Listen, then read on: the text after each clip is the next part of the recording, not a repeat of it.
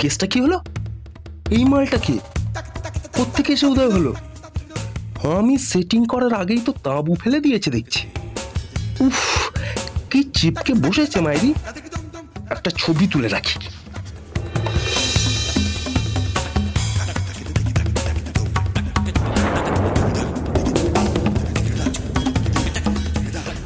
বলছি এতক্ষণে নিশ্চয়ই ব্যানারটা প্রিন্ট হয়ে অফিসে চলে আসবে।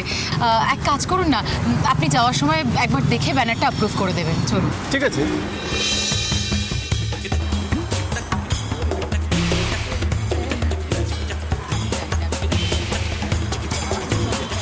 দিদি আপনার চা। না না, তার দরকার নেই। ছাকা লাগাইনি তো? একটু লেগেছে, কিন্তু শাড়িটা একেবারে নষ্ট হয়ে গেছে। এইভাবে চা পরে যাওয়া শাড়ি পরে থাকা যায় নাকি? আপনি এক কাজ করুন, আমার সঙ্গে আসুন। আসুন আসুন আসুন আসুন না, আসুন, চলে আসুন, চলে আসুন।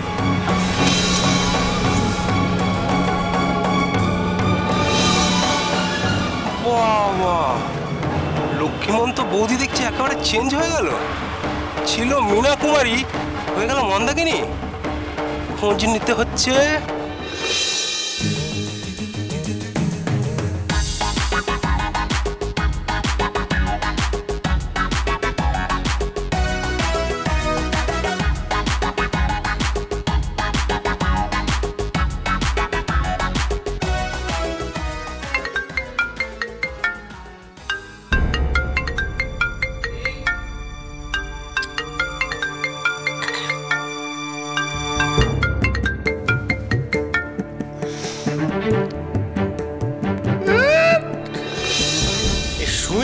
আমার সুখ একদম সহ্য হয় না।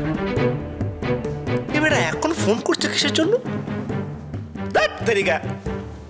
ধরবই না।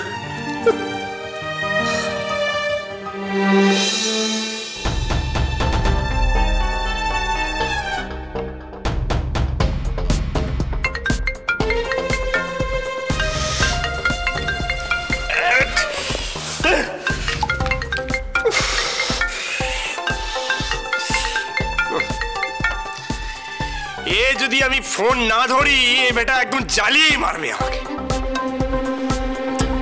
হ্যাঁ বল বল বল বল, কি হয়েছে বল বল।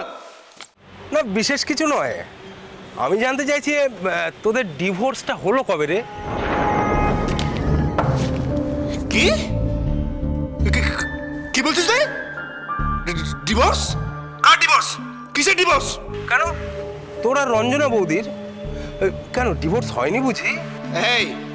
এই শোন, এই বার বেলায় না কোনো অলুক্ষণে কথা বলবি না, বুঝেছিস?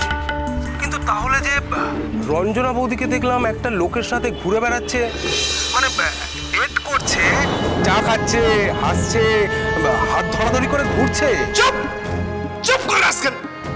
এই শোন সুমিতা, টেনে না তোর জীব আমি একেবারে ছিঁড়ে নেব।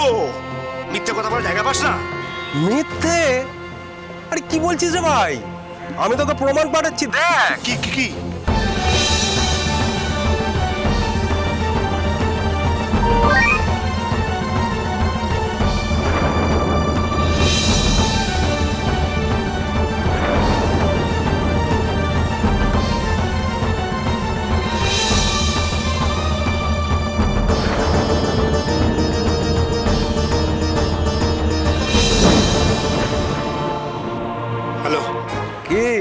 দেখলি? তুই কোথায় আছিস? লোকেশন পাঠা, আমি এক্ষুনি যাবো। আরে লোকেশন পাঠা, আমি এক্ষুনি যাবো। শুনতে পাচ্ছিস? চ্যাটার্জি বাড়ির মেয়েদের সাজানো, লুকানো, হারানো ইচ্ছেগুলোর গল্প চ্যাটার্জি বাড়ির মেয়েরা। দেখুন সোম থেকে শনি সন্ধ্যে ৭টায়, আকাশ ৮-এ।